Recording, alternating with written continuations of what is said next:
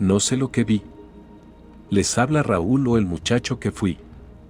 Esta no es una historia para escuchar a oscuras, pero sé que, si están aquí, es porque el velo que separa lo conocido de lo innombrable ya se ha rasgado para ustedes también.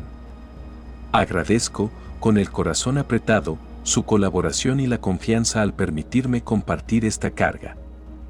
No busco fama, busco respuestas. O quizá, solo confirmar que no estoy loco.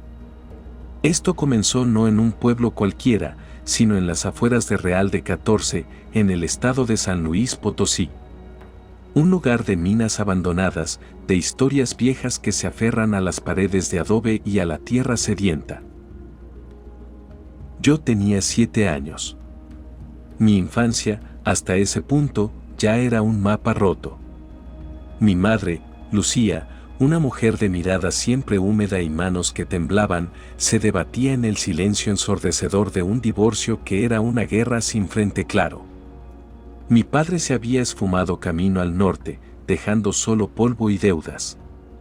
Para protegerme del naufragio adulto, me enviaron a vivir con mi abuela materna, Doña Socorro, a su casita de piedra en la llanura, donde la luz del día es cruda y las noches son un pozo sin fondo. Doña Socorro era una mujer de huesos anchos y fe silenciosa, que olía a tierra mojada y hierbas de olor. Yo era un niño triste, un espectro pequeño que preguntaba, noche tras noche, abue, ¿y cuándo viene mamá? La respuesta era siempre un suspiro y una tortilla untada con mantequilla. En la escuela, los otros niños, con la crueldad precisa de quien aún no conoce el dolor ajeno, coreaban, Raúl el abandonado, ni tu papá ni tu mamá te quieren ya. La soledad no era un vacío, era una presencia pesada, un segundo pellejo que me ahogaba.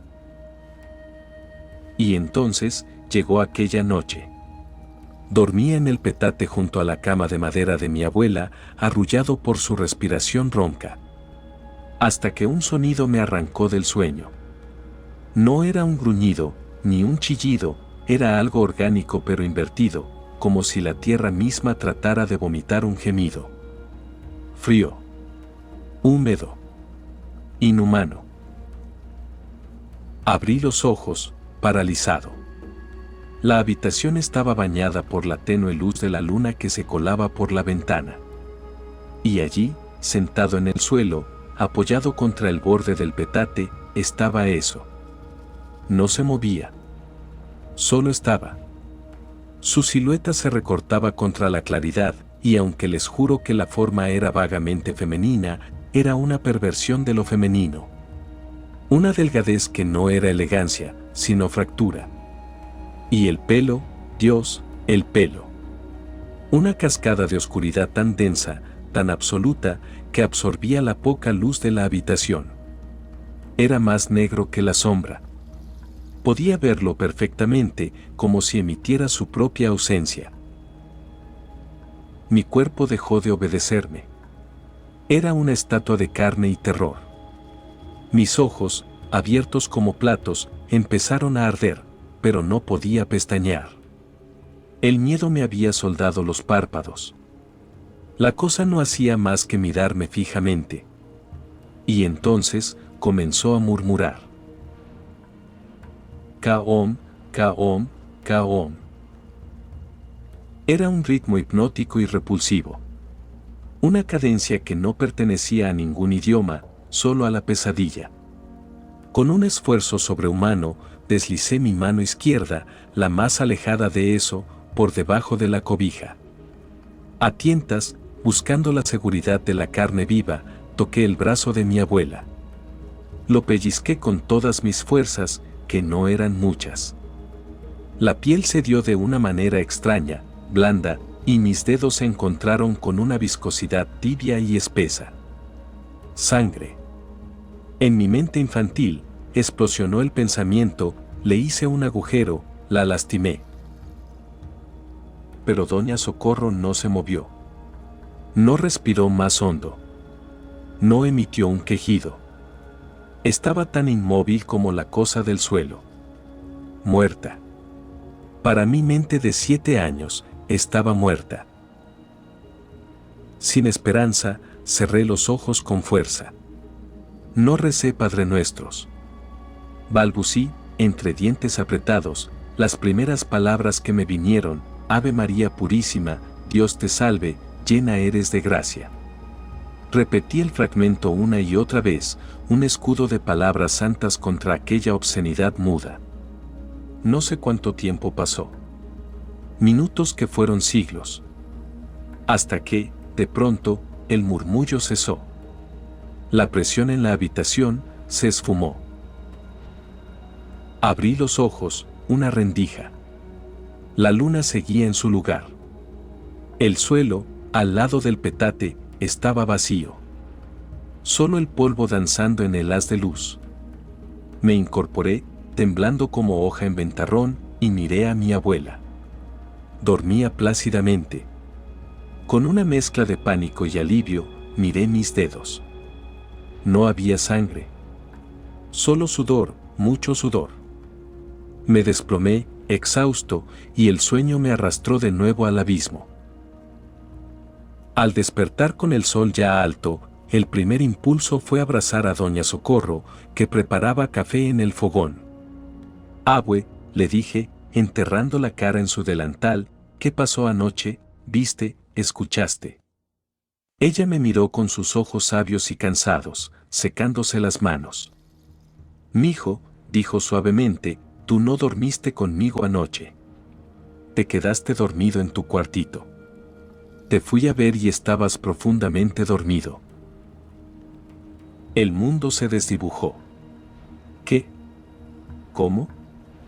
Yo recordaba el petate, su respiración, su brazo. Pero entonces, al cerrar el puño, sentí algo áspero y fino enredado entre mis dedos. Lo desplegué. Eran 3 hebras largas, grises, ásperas. El pelo de mi abuela. Yo, en ese entonces, tenía el cabello corto, casi al rape. El frío que sentí entonces no era de la noche. Venía de dentro. Doña Socorro achacó todo a un mal sueño, a un susto. Pero yo vi la sombra de una duda en sus ojos. Una sombra de reconocimiento. Y lo peor es que ese Caom no me abandonó.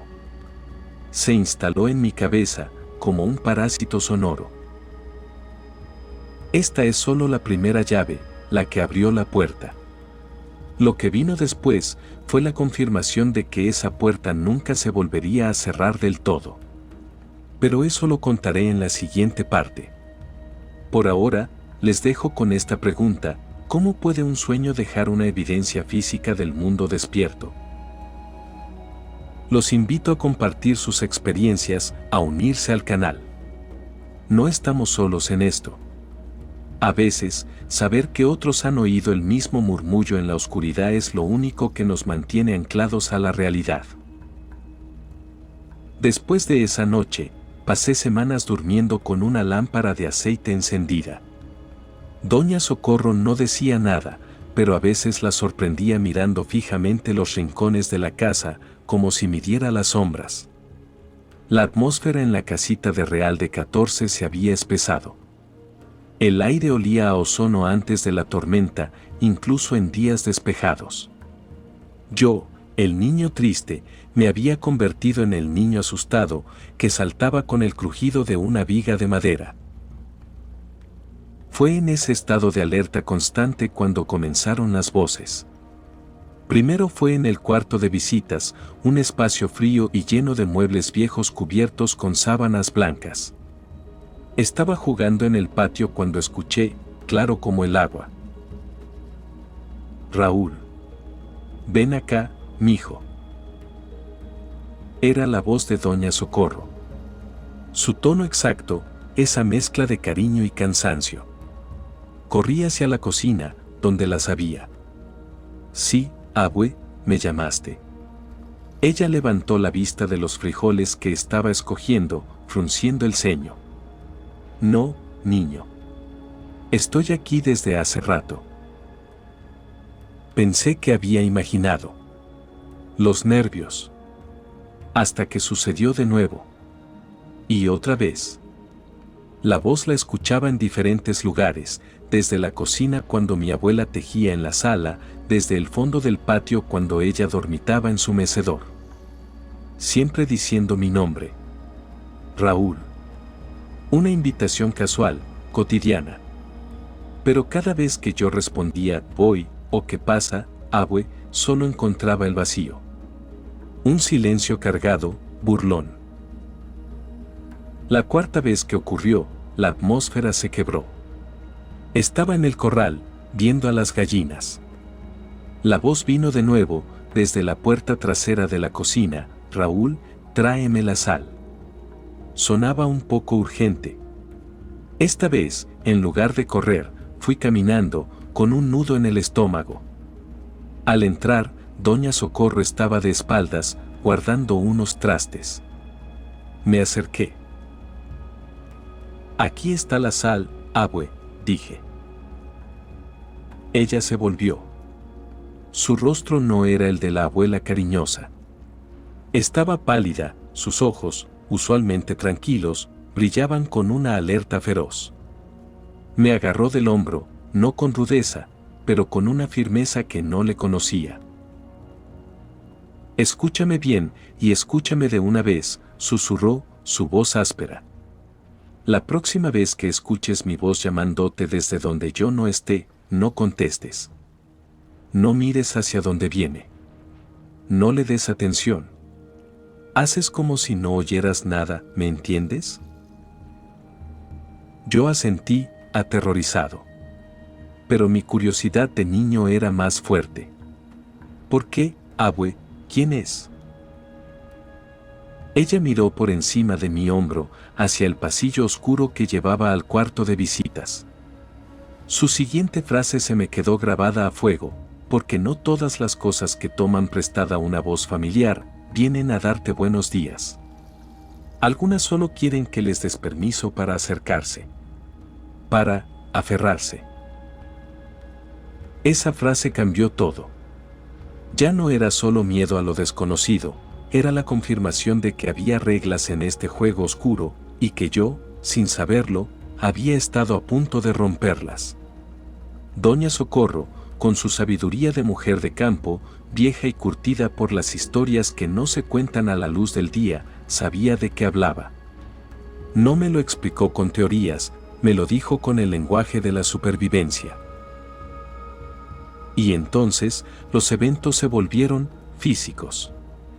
Objetos pequeños empezaron a desaparecer, una cuchara, un dedal, mi lápiz favorito. Aparecían días después en lugares absurdos, la cuchara enterrada en la maceta del patio, el dedal colgado de la punta de un nopal, mi lápiz dentro de la tinaja de agua. Una vez, al despertar, encontré huellas de lodo seco en el piso de mi cuarto.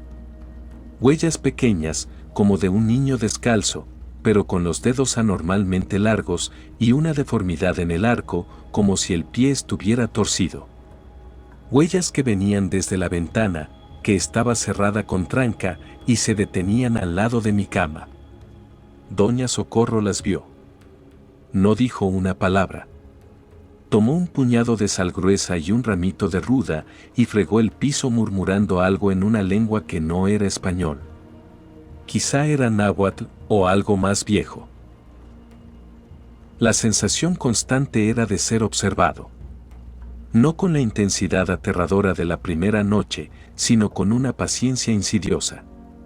Como si algo estuviera al otro lado de una vitrina, estudiando mis movimientos, aprendiendo mis costumbres, perfeccionando su imitación.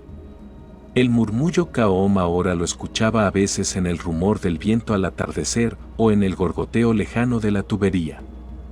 Era su firma. Su marca sonora.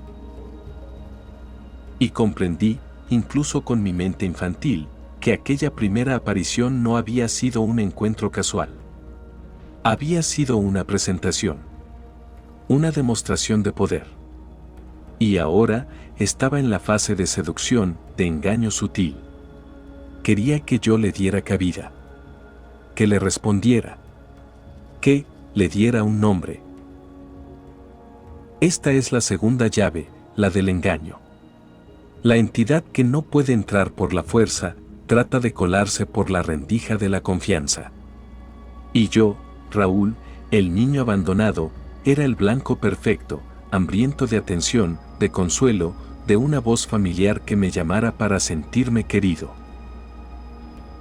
Les pregunto ahora a ustedes, ¿alguna vez han escuchado a un ser querido llamarlos, solo para descubrir que está en otro lugar o incluso dormido? ¿Han sentido que algo los estudia desde la penumbra? No subestimen esas experiencias. Compártanlas en el canal. Juntar los fragmentos puede que nos dé el mapa completo de esta prisión invisible. En la tercera y última parte, les contaré cómo esta sombra no solo me siguió, sino que creció conmigo. Y les revelaré lo que, después de casi 20 años de investigación y silencioso terror, creo que podría ser ese K.O. Llegamos al final del camino, al menos de lo que puedo relatar sin que los límites de la cordura y lo creíble se desdibujen por completo. Soy Raúl, y nuevamente, desde lo más profundo, agradezco su colaboración y la confianza sagrada que representa compartir estas sombras en el canal. Han sido un espejo aterrador, no soy el único, y lo que acecha en Real de 14 tiene ecos en Oaxaca, en Sonora, en la Ciudad de México. Tiene muchos nombres. Pero yo solo conozco el sonido del mío, K.O. La entidad, el nahual, el espíritu burlón, la cosa, no se fue cuando dejé la casa de mi abuela. Doña Socorro murió cuando yo tenía 15 años, con una paz en el rostro que yo no sentía en mi corazón. Antes de irse, me tomó la mano. Sus dedos, ya solo piel y hueso, apretaron con una fuerza sorprendente. Susurró, no le des tu miedo, mijo. Se alimenta de él. Y no le busques significado al canto. Es un lazo. Cuanto más lo piensas, más fuerte se vuelve. Pero no pude evitarlo. Había crecido, estudiado, intentado llevar una vida normal en la ciudad. Pero la sombra se había mudado conmigo. Ya no era una figura en la oscuridad. Se había sofisticado. Era golpes en las paredes que seguían un ritmo, tap, tap, tap, tap. El mismo ritmo de K.O. Era la sensación de una presencia fría a mi espalda en el supermercado. Era ver, por el rabillo del ojo, una silueta alta y delgada con cabello negro largo en un andén del metro, que desaparecía entre la multitud cuando me giraba. Era soñar, noche tras noche, con los ojos de esa cosa, que no eran ojos, sino huecos llenos del mismo K.O. reverberante. Y empecé a investigar. No como un curioso, sino como un náufrago buscando el nombre de su tormenta. Consulté con psicólogos, parálisis del sueño con alucinaciones hipnagógicas, producto del trauma infantil. Consulté con sacerdotes, un espíritu atormentado, rece el rosario. Consulté con un viejo curandero en un mercado de Toluca. Él no quiso ni que le contara toda la historia. Después de mirarme fijamente, de observar el aire a mi alrededor como si viera algo, me dijo, eso que te sigue no es un difunto. No es un demonio del libro. Es algo anterior. De cuando el mundo y el sueño eran lo mismo. Toma forma de lo que más temes o de lo que más anhelas. A ti se te apareció como la mujer que no era mujer porque tu alma de niño sentía el abandono, el hueco femenino. Y te habla con un sonido que no significa nada, para que tú le des significado, y al hacerlo, le des poder. Es un parásito de la atención. Sus palabras hicieron un clic terrible en mi mente. El K.O. no era una palabra. Era un anzuelo. Un meme psíquico. Cada vez que yo, o ahora quizá alguno de ustedes al escuchar esta historia, repite mentalmente K.O., que será, está tirando del hilo. Le está prestando atención. Le está dando combustible. Los fenómenos se intensificaron en mi adultez. Empezaron los episodios de tiempo perdido. Minutos, a veces horas, de las que no tengo memoria. Despertaba en mi cama con las luces encendidas y la puerta con la llave puesta por dentro, pero con los zapatos llenos de tierra rojiza, la tierra característica de Real de 14. Encontré dibujos en mis cuadernos de trabajo que no recordaba haber hecho, garabatos de una figura alargada, y la frase Kaechoam escrita una y otra vez, en letras cada vez más angustiadas. La gota que colmó el vaso fue hace 6 meses. Estaba en mi departamento, solo. De pronto, el televisor se encendió solo. Solo estática. Y de entre el ruido blanco, emergió, claro y nítido, el mismo murmullo gutural, pero ahora en estéreo, llenando la habitación, Kaechoam. Kaechoam. Y luego, por primera vez en décadas, una palabra nueva. Clava, en una voz que era la unión de la de mi abuela y la de mi madre y la de algo totalmente otro, ven. Supe entonces que se había cansado de esperar. Que el lazo se había fortalecido tanto que ya podía modificar su repertorio. Y también supe, con una certeza visceral, que si alguna vez iba hacia esa voz, no regresaría. O peor, regresaría siendo otra cosa. Así que hice lo contrario de lo que mi miedo pedía. Hice lo que mi abuela me dijo y lo que el curandero insinuó. No le di más atención activa. Cuando siento su presencia, no huyo, no rezo con pánico, no le grito. Me limito a acusar recibo. Pienso, con calma fría, estás tú. Ya veo. Y luego deliberadamente cambio mi foco. Me pongo a leer, a cocinar, a trabajar. Le niego el banquete de mi terror. No he buscado más exorcismos, ni más rituales. Porque cada ritual es, en el fondo, un reconocimiento de su poder. ¿Ha funcionado? No del todo. La sombra sigue ahí, en el perímetro. Pero ha retrocedido. Los episodios son más espaciados. El Kaom es más tenue. Es como un lobo que merodea un campamento, pero las fogatas, mi indiferencia activa, lo mantienen a raya. Por ahora. Y esto me lleva al cierre misterioso, a la teoría que he armado con los retazos de mi experiencia y las similitudes con las suyas. No creo que sea un nahual en el sentido tradicional navajo. Es algo más arcaico, un concepto que encontré en textos muy viejos de folclore indígena mesoamericano, un Tlipochtin, un hijo de la penumbra. Una entidad que existe en el intersticio entre el sueño colectivo y la realidad, que no tiene forma propia y la roba de nuestros vacíos y traumas. Se alimenta de la energía de la atención focalizada, especialmente del miedo y la nostalgia. Su canto es un virus auditivo diseñado para colonizar un pensamiento y, desde allí, anclar su presencia. Ese es mi cierre y mi advertencia final. Si tienen una sombra similar, un sonido sin sentido, una voz impostora, no alimenten al eco. No le den significado. No lo discutan en foros oscuros con miedo, háganlo con la frialdad de un científico que cataloga un espécimen peligroso. Como hacemos aquí. Los invito, una última vez, a fortalecer esta comunidad en el umbral, historias reales. Compartan, no desde el pánico, sino desde la necesidad de cartografiar este territorio invisible. Juntos podemos identificar sus patrones, sus debilidades. Yo, Raúl, seguiré aquí, vigilando la línea entre mi mundo y el suyo, llevando el Kaom como una cicatriz sonora que intento que no defina quién soy. Porque ahora entiendo la última verdad, no se trata de vencer a la sombra.